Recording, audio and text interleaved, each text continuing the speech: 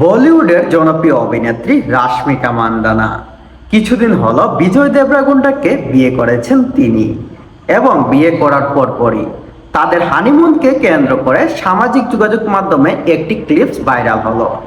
সেখানে দেখা যায় চিত্রনায়িকা রাশমিকা মান্দানা এবং তার সাবেক বয়ফ্রেন্ডের সাথে একটি অডিও কল রেকর্ড।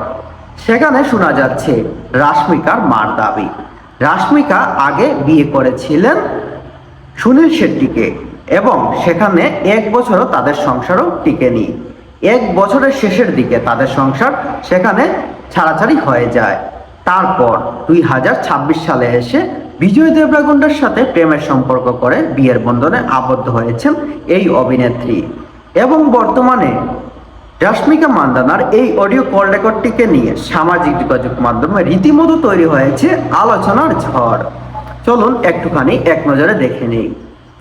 বিয়ের পর অভিনেত্রী স্বামী বিজয় দেবরাগুন্ডার সঙ্গে হানিমুনে সময় কাটাচ্ছেন দক্ষিণীয় অভিনেত্রী রাশমিকা মান্দানা। তবে আনন্দের এই সময়ে সাবেককে ঘিরে পুরোপুরি একটি অডিও ফাঁস হওয়ায় নতুন বিতর্কে জড়িয়ে পড়েছেন তিনি।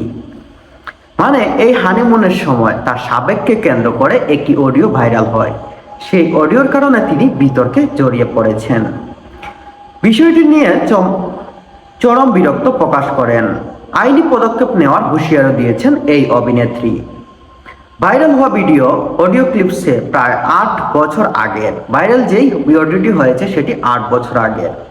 সেখানে রাশমিকার মা অভিনেত্রী রোহিত শেট্টির সঙ্গে তার প্রেমের সম্পর্ক ও বাগদান ভেঙে যাওয়ার সময়কালের বিভিন্ন ঘটনার কথা বলা হয়েছে।